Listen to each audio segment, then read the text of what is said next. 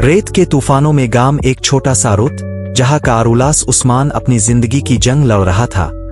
वो लड़ाई जो दुश्मनों के खिलाफ नहीं बल्कि अपने ही खानदान के दरमियान थी। यहाँ तलवारों की गूंज के बजाय दिलों में उठते जज्बात और खामोश फिक्र ने रेत पर अपनी गहरी छाप छोड़ी थी। सहरा की हुआ खुश्क और काटदार अजीम रुत खैमे की नमदी दीवारों से टकरा रही थी। अंदर मरकज में जलती आग की चट-चट करती आवाज सर्दी से नबर्द आजमा थी और इसकी रोशनी करविलिस उस्मान के सख्त चेहरे पर रक्सा साए डाल रही थी। उस्मान अलती पालती मारे बैठा था। इसका वजनी हाथ छोटे औरहान के कंधे पर था, जो बड़ी तवज्जो से देवदार की लकड़ी से एक नन्हा सा घोड़ा तराश रहा था। खामोशी जिसे सिर्फ जलती लकड़ी की सस करती आवाज तोड़ रही थी, नाजुक महसूस हो रही थी, जैसे तनाव में तनी हुई कोई डोर हो जो उन तीन बालिगों के बीच खच चुकी हो। बाला, जिसकी निगाहें बाज की तरह तेज और चौकनी थीं, नीची मेज पर आटे को गूंध रही थी। आटे की थप थप करती आवाज इस खामोशी के पस मंजर में एक मुसलसल धन सी महसूस हो रही थी। सामने बैठी मालेवन एक गहरी सांस के साथ, जो हजार उनकही बातों का बोझ लिए हुए थी, एक फटी हुई कमीज की मुरम्मत कर रही थी। फिजा में लकड़ी के धोनी और पकती यखनी की खुशबू गायली हुई थी और वो बेनाम कशीदगी यूं मंडला रही थी जैसे धूल जो सुबह से बैठ चुकी हो। औरहान, मेरे शेर, उस्मान की आवाज गूंजी एक भारी पुरसुकून गरज की मानिंद। तुम्हारा घोड़ा शक्ल पकड़ रहा है, क्या ये मेरे घोड़े से भी तेज दौड़ेगा? लड़का ऊपर देखकर बोला, इसका चेहरा इखलास से भरपूर था।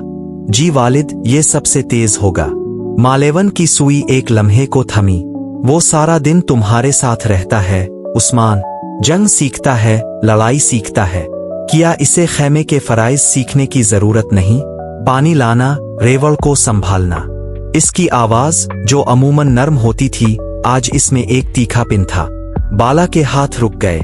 इसकी निगाह मालेवन से होते हुए उस्मान पर गई, फिर वापस। इल्स मुर्रिसेंस। उस्मान की पेशानी पर बिल पड़ गए। लड़का वो सब सीख रहा है जो इसे सीखना चाहिए। व इबिवा रुएन हमफा। मालेवन की नाक से निकला हुआ एक तंजिया सांस, जो हंसी से ज्यादा तहकीर भरा पायसकार था। और वो कैसा बे बनेगा जो अपनी कौम की मेहनत को ना समझे। ए उसिबल उएनश इनिशैनन। बाला, जो हमेशा सुलह की तलाश में रहती, ने गला खनकारा। मालेवन, बुच्चा अभी छोटा है, वक्त है सब सीखने का। ओ वाकई। मालेवन की नजर, जो अब बाला पर जिमी थी, तंग हो गई। आ फिर ये है कि तुम चाहती हो वो सिर्फ उस्मान का अक्स बने, कभी खुद से खड़ा ना हो। एक हल्की सी चंक की आवाज आई जब बाला का आटे का खुरचने वाला हाथ से छूट कर गिरा। इसकी आंखें, जो अमूमन पुरसुकून होती, एक लम्हे को बिजली की मानिंद चमक उठीं। तमन्ना एत्यू आउरा। मैं कह रही हूं कि कुछ लोग इसे अपने सांचे में ढालने को बेकरार हैं और माँ की राबेआला बैठे हैं। मालेवन की आवाज बुलंद हुई, नोकीली और चुभती हुई। उस्मान ने जोर से अपना हाथ कालीन पर मारा। तह। औरहान चौंक गया। इसके हाथ से लकड़ी का धोड़ा छूटकर आग के करीब नरम सी ठक की आवाज से जा गिरा। बस। उस्मान की गरजदार आवाज खैमे के सतूनों को हिला गई। ये झगड़ा माहौल को जहरालूद कर रहा है। तुम दोनों अपनी हद भूल गई हो और बच्चे के सामने। मालेवन ने होंठ भींच लिए, लेकिन इसके कंधे झक गए। बाला, जिसकी सांसें तेज हो रही थीं, ने एक लंबी थमी हुई सांस ली। एक मध्यम सी सस्कार इसकी नाक से निकली। एन औरन खै। इसकी ऊंची कपकपाती आवाज ने लम्हाती सुकूत को काट दिया। एलू मिशल तरित। मुझे नफरत है इससे।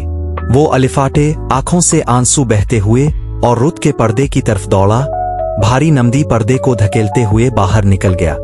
एक सर्द झोंका अंदर आया, अपने साथ दूर से आती भेड़िए की हुआ में गुम होती हुई आवाज लाया।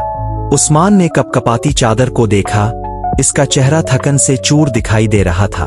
आग जलती रही, मगर रुत की गरमाइश गोया कहीं खो चुकी थी। बाला और मालेवन ने एक दूसरे को देखा, एक ऐसी नजर का तबादला जो एक जैसे पछतावे से भरपूर था।